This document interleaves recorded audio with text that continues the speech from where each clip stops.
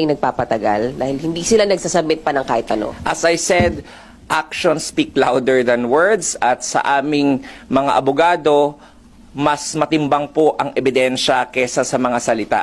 So tingnan na lamang po natin ang ebidensya. Ano po ba ang kanilang mga na-file na?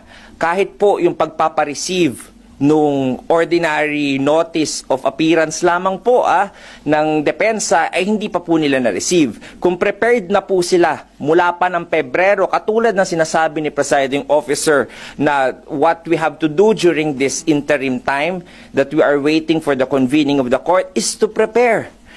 The Senate has already prepared for these matters. That's why merong nag-receive nung entry of appearance ad coetam nung defense lawyers.